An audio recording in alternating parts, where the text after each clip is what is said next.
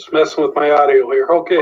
At 5:01, I will take my stapler if I can find it here. And gavel us to order.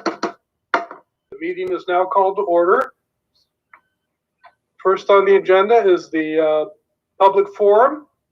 Do we have anyone who'd like to contribute something at this time? If anyone would like to speak, they can use the raise hand button, and I'll take that as an indication that you'd like to speak.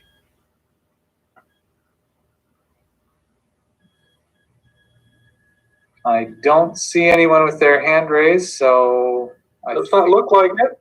I think we can move on. We will move on to approval of the minutes from our last meeting. Anyone have any comments or concerns about the minutes? No? They look good to me. I'd motion to approve the minutes as presented. Second that. All right. It's been moved and seconded. All those in favor of approving the minutes from last meeting, please say aye. Aye. Aye. Opposed? Minutes are approved unanimously. Now time to move on to the annual grant and spring special grant program workshop. Okay, I'm going to share my screen. Okay. And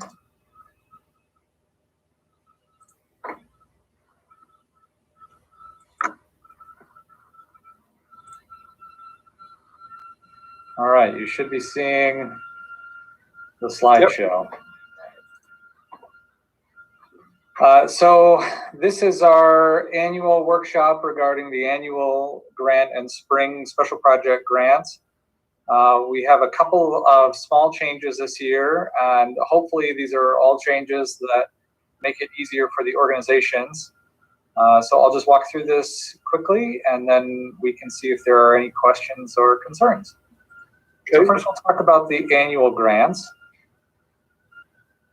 One of the requirements is, of course, that organizations have a representative at tonight's meeting.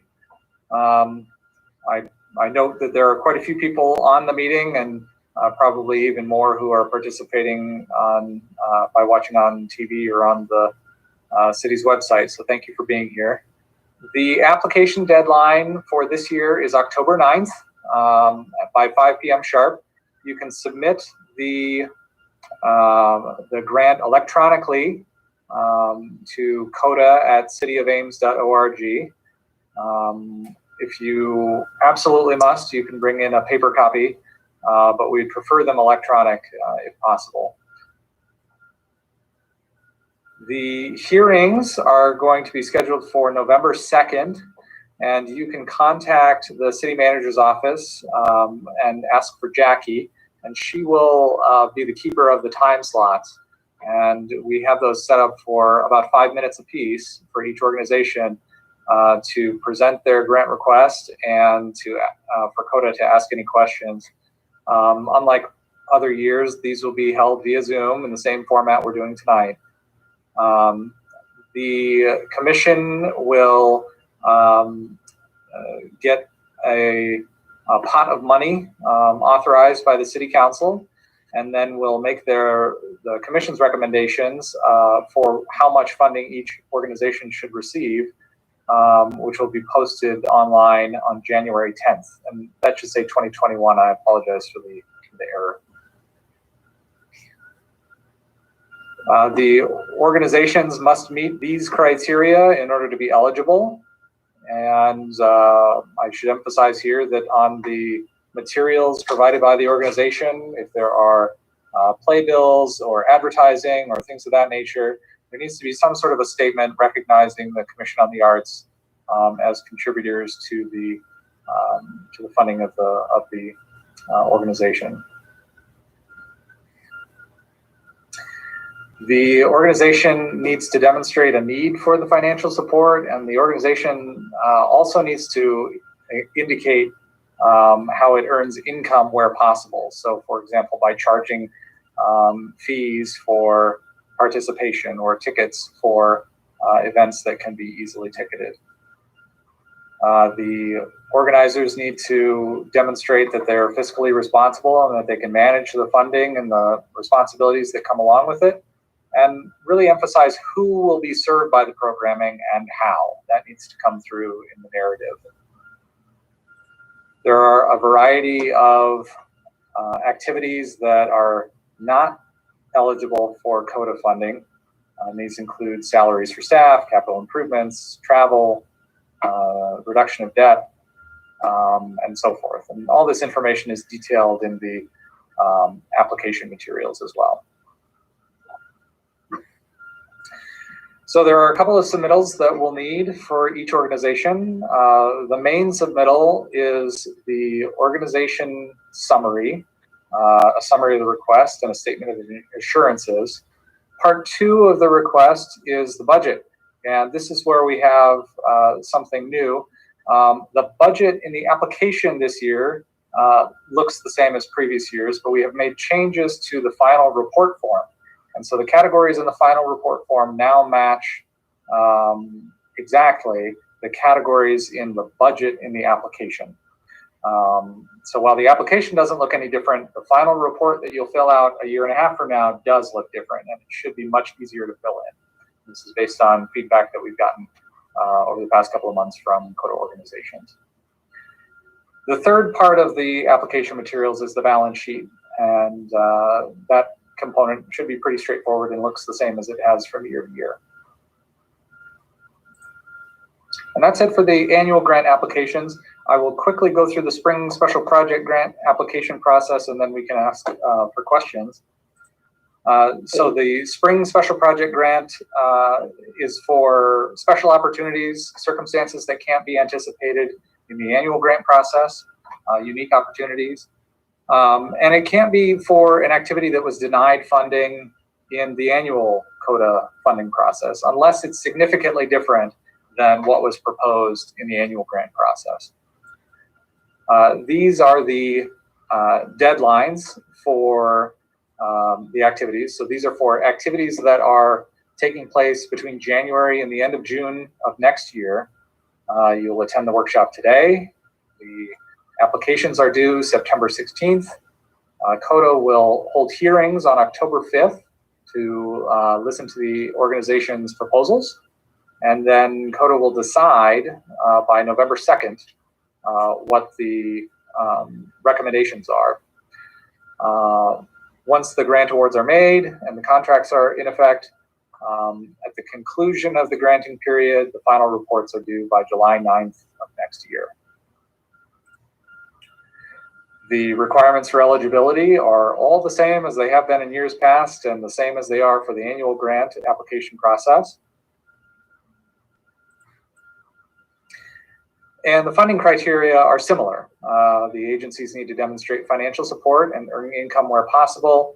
There is a specific 25% requirement in the special project grant criteria that organizations at least find 25% of their funds from elsewhere. But otherwise, these criteria look strikingly similar to what we've seen in the annual grant process. And the same ineligible criteria apply. There's again a detailed list in the application process documents. The submittals, the application needs to be signed by somebody who's authorized on behalf of the organization to do so. And supporting materials aren't required. Because we're looking for these to be electronic in nature, we don't need to have a lot of additional supplemental materials.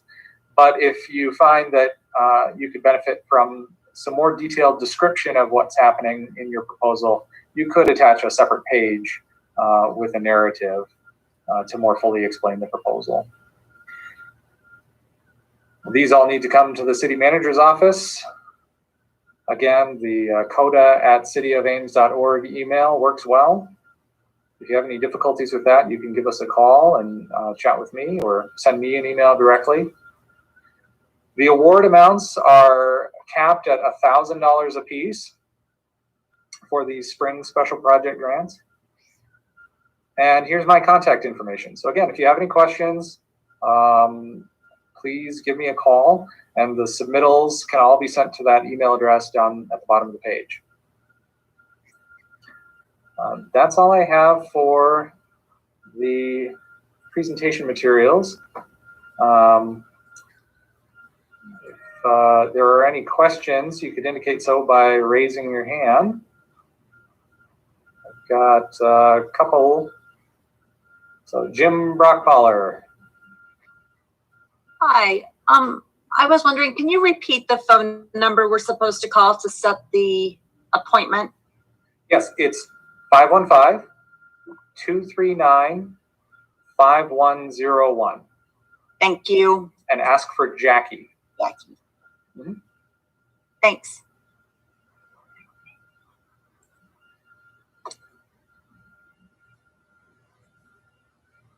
Bill Dilla. Yes, Brian, are you going to post a copy of these on the CODA website, or can we ask you to email them to us? Yes, all of these documents are on the CODA's webpage. There is a section for annual grants and a section for spring special project grants. And all of the documents you will need, the instructions and criteria and the application materials, and then the final report forms, all of those are up to date and on there ready for you to pull down whenever you'd like. Thank you. Mm-hmm. Valerie Williams. How do you know who's attending? I'm sorry? I didn't see now I see my name here, but I wasn't sure if when we're in person, we sign in, but how do you keep track of who's attending the workshop? Well, I can see who's attending here on the side of the page. Truth be told, I'm not recording it. So I think for this year, since we're not able to do this in person, I'm not sure we'll be able to hold people to that 100%.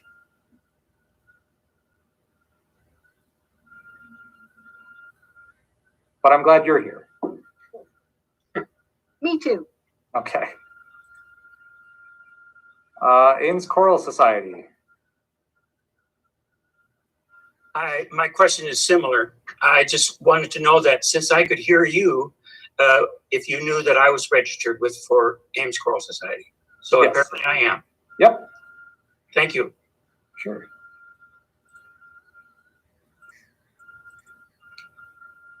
Anuprit Minhas.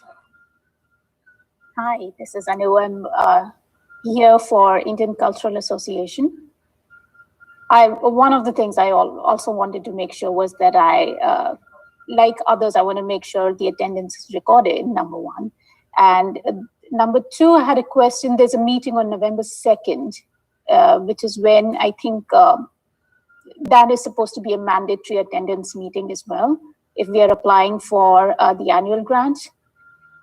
It said that there would be a 5-minute slot for each participating group or something. So in that situation, are you expecting some kind of presentation? Is there something that I need to be bringing to that meeting, or is it just questions from the commission? There's no formal presentation, so you don't need to bring slides or anything of that nature. In general, it's a minute or two just explaining what your proposal is and any information you think the commission might benefit from having in making their decision. And then the remaining 3 or 4 minutes are for the commission members to ask questions about the materials that you've submitted. Okay, got it. Thank you. Sure.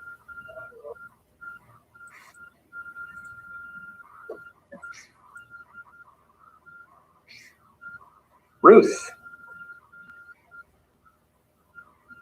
Hi. Hello, Brian. Yes,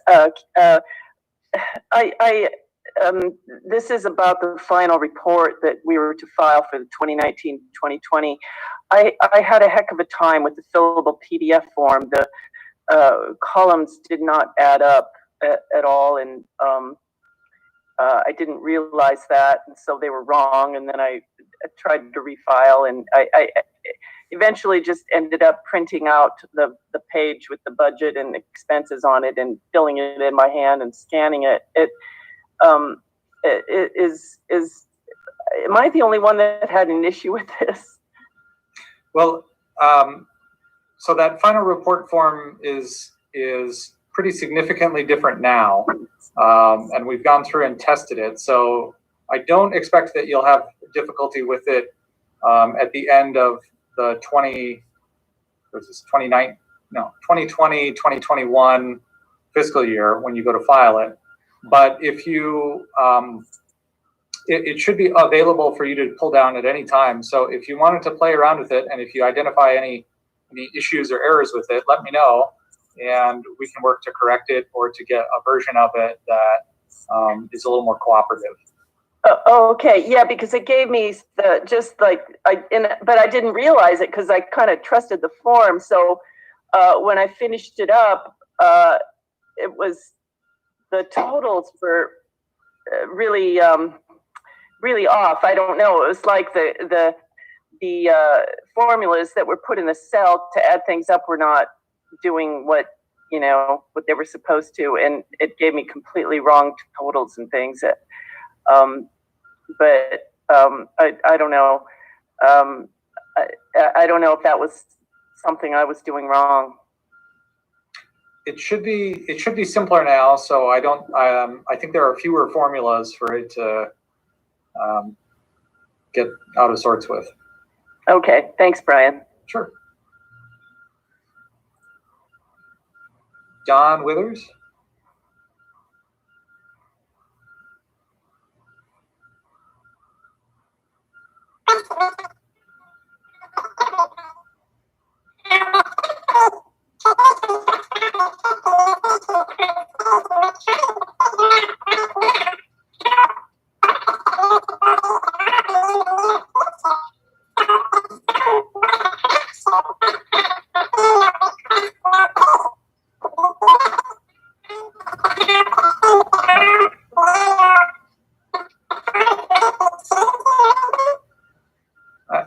I'm afraid your microphone may be having some issues. We can't really understand what you're saying.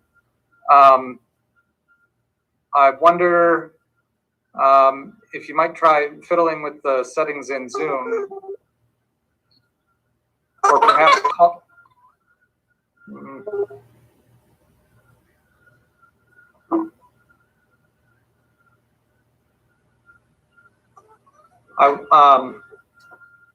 Here, I wonder if we do this.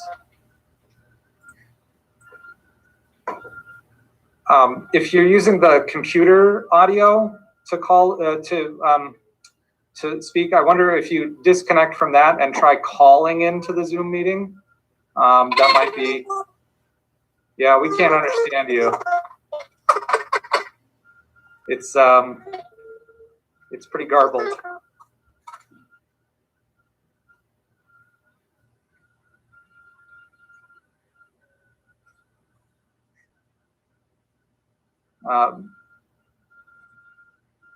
Valerie, did you have a question or a comment? Yes, and actually the last time that happened to somebody in a Zoom meeting I was in, that person just went, closed out of Zoom and re-entered, and then the video or the audio was okay. But I had, now I'm trying to remember my question. Oh, I have found that I have had problems with the PDF forms, because I have found you have to have a really specific, or at any rate in my computer, the Acrobat doesn't like to do or to fill out. I can't use the fillable forms because then I can't save it, and I can print it, but I can't save my work. So I have really appreciated being able to do the, when we were doing the forms on Excel, that was with, and the formulas were all in there to do the totals. But just to put my 2 cents in, I really appreciated the being able to use the Excel form because I could save that easily. I know that if you go to the website and open up the forms directly on the website and then start to fill them in, it doesn't allow you to save your work. But if you go to the website, save the forms onto your computer, and then open them up, then yes, you should be able to save. That's never worked for me. Okay. I've always done that. I save the forms into my computer, open them up, and I still can't. It says, sure, you can save this if you send us some money, or you have to have a particular version of it that's I think reasonably expensive. So it would be nice in your support materials if you know about the specific version of Acrobat that can be used to save as well as to print. Okay, I think it's if I remember right, it's kind of a product of how you set up the form rather than what version the end user is using. But we can work on that. That would be fabulous. I would love to have something specific instruction wise for filling out the PDF forms. I used to bring them into Kathy, and then she would transfer it to her computer, and then we could save it. Okay. All right. Thank you, Valerie. Thank you.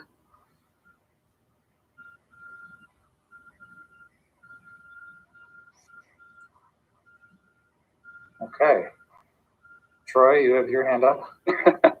Yeah, I was just, in regards to the special project grants, we had over the past 2 years a few instances. I think we as a commission should clarify. Obviously, it says that funding can't be for something that was already funded by your annual or selected not to fund by your annual. What's the commission's, like, what is our stance on things that are in addition to, for instance, if a performance was in your annual grant, but you needed $600 more for the set. Is that eligible? That was unforeseen. Is that eligible, or would that be considered duplicate funding? Just kind of a general question. It's come up a couple times. I guess my thoughts would be that it's not a special request. It should have been foreseen and included in the annual request, but that's just my thought. Okay. Yeah, it would just be good to have a baseline that we have informed people of, that, you know, just needing more money for a certain production does not qualify. Yeah, I mean, now it states that it can't be anything that's included in their annual request. So I think we could stick with that and not make an exception. Just my thoughts on it. I agree. Okay.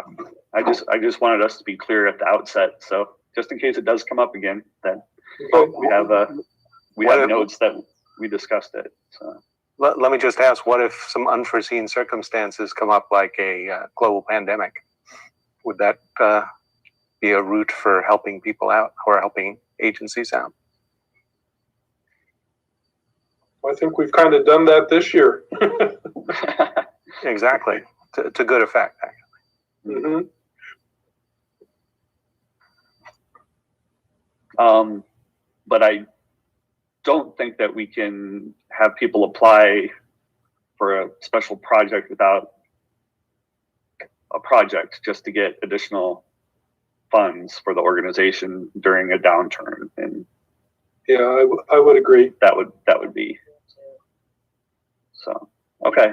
That was my main question, because it has come up that, you know, we need a little bit more money for this production or performance in certain areas, and I just thought we should be clear on that. So, thanks.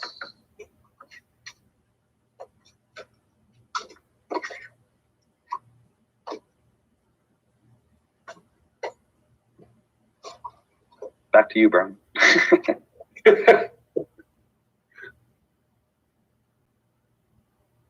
We have a hand raised from Sue Ann Peters.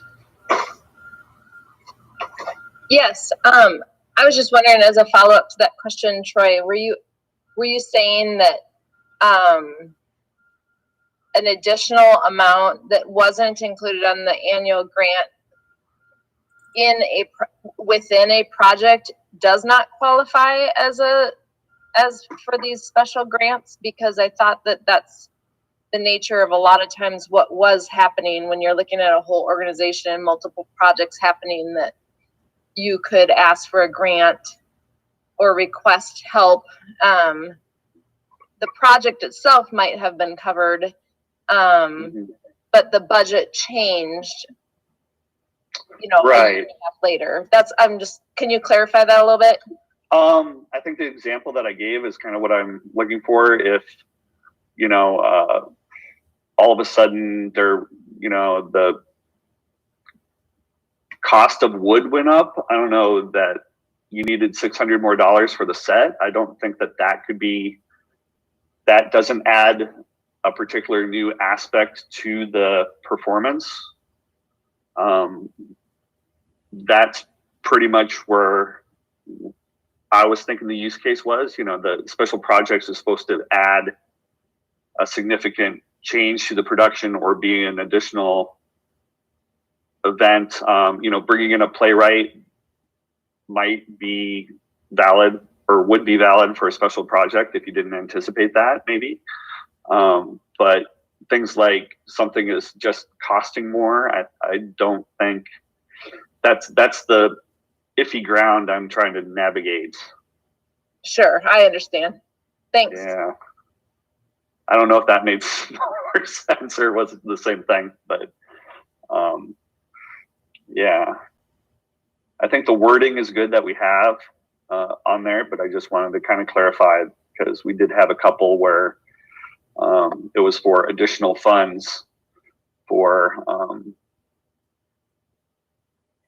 whether expected or unexpected, just that something was going to cost more during the production. So.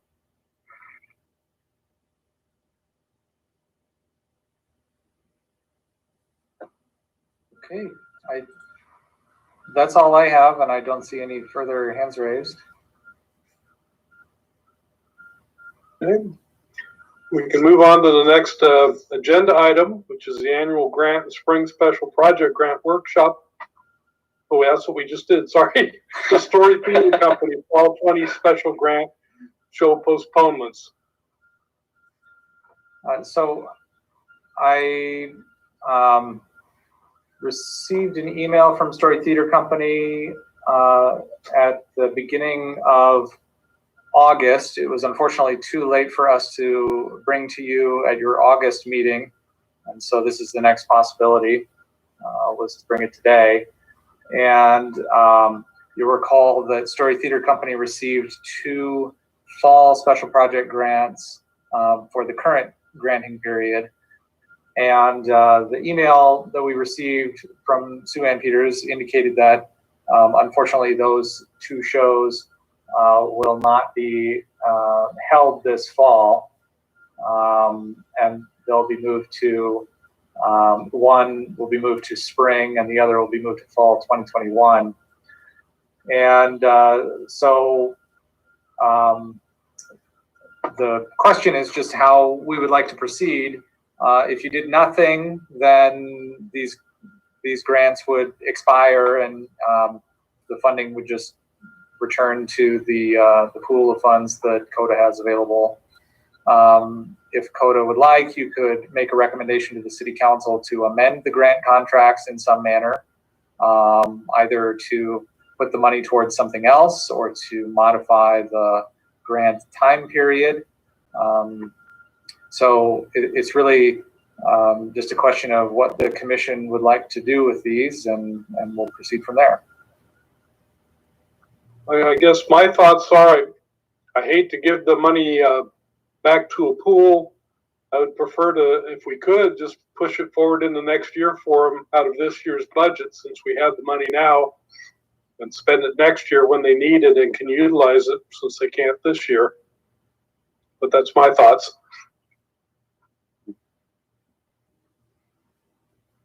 I agree. Yeah, because otherwise it just goes back and we lose that funding. And then if you'd reapply, it would come out of the next school instead of this one. So I think we should spend the money we have.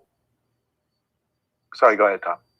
Well, I'd just like to spend the money we have, and I know they can use it next year, and we'll probably need it next year since they weren't able to put on the performances this year. So my thought is that's maybe the best way we can support them at this point. So we need to recommend that to the council then. Yeah, we need a motion to make a recommendation to the council to extend the timelines of the contracts to allow them to draw this money down in. Oh, okay. This would be in the next fiscal year, though. Yeah, one of them would still be this fiscal year. It'd be in the spring, and then the other one, You're a Good Man, Charlie Brown, that would be fall 2021. That would be next fiscal year. But the money could still be paid out in this fiscal year. They just wouldn't spend it till the following year. No, we would carry the money over for that second grant. We'd carry it over into the next fiscal year and modify the contract so that they could draw it down. We don't like to pay out in advance because circumstances might change and the organization might not be able to complete the requirement. So all else being equal, that doesn't reduce the amount we have in the next fiscal year to disperse. No. Good. It just utilizes the money we've already been allotted, which I kind of like to do, especially because we don't know what we're going to get next year with sales revenues and taxes down. So I guess if no one else will, I would move to do that. I'd second. Okay, we have a motion and a second. All those in favor, say aye. Aye. Aye. Opposed? The motion carries. Upcoming important dates is next on the agenda, but I just would like to insert that a few months back, we looked at doing a survey and send it out to all of the agencies that CODA supports. And we moved that back a little bit because we wanted to see how COVID was impacting everybody. And I know tomorrow we've got the City Council Arts Workshop, which I encourage obviously everybody to get on and listen to or participate in. I would like to suggest that all the members of CODA come up with a couple of questions, 1, 3, whatever, that they would like to see included. And then at our next meeting on October 5th, we hash that out and see if we can come up with a good survey, because I think we're a few months behind for a number of good reasons to get that survey out to the organizations. And based on what we see and what we hear tomorrow night at the workshop, I think we ought to try and put something together. So that's just a suggestion I would have. Any thoughts? Yeah, sounds good. Sounds like a plan. Okay. Well, I don't think we need a motion. This is just everybody, when you have a chance, come up with a couple, 3 ideas, whatever, and we'll break it down to 8 or whatever is a reasonable number that's not too weighty for people to deal with, and get it out. But then we can discuss it in our next meeting and come up with something concise. So these are questions for the survey? I'm sorry? Questions for the survey? Yes. Okay. And we have a copy of the draft, right, that Steve did? Yes, I believe I sent that out. If I still have it, I can send it to everybody again if you'd like. Yeah, that'd be good. That was the original draft that Steve had worked on.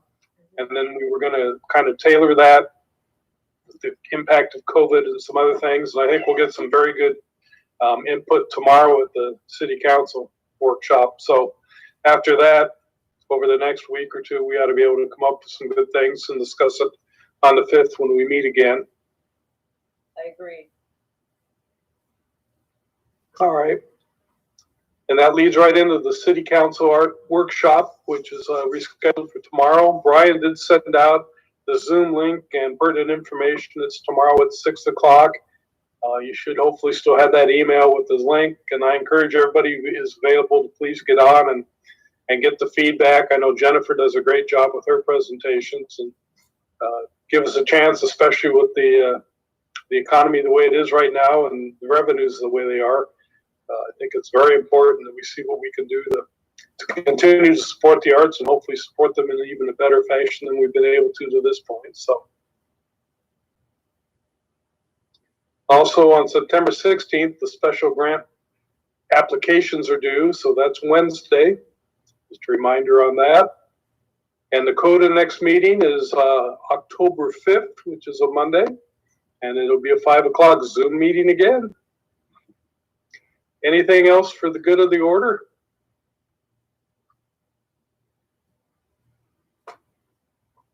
Well, that resounding silence tells me no. So at this point, I will adjourn the meeting. Thank you, everybody. I appreciate it. And we'll meet tomorrow night at the workshop. Thank you. Sounds good. Thank you. And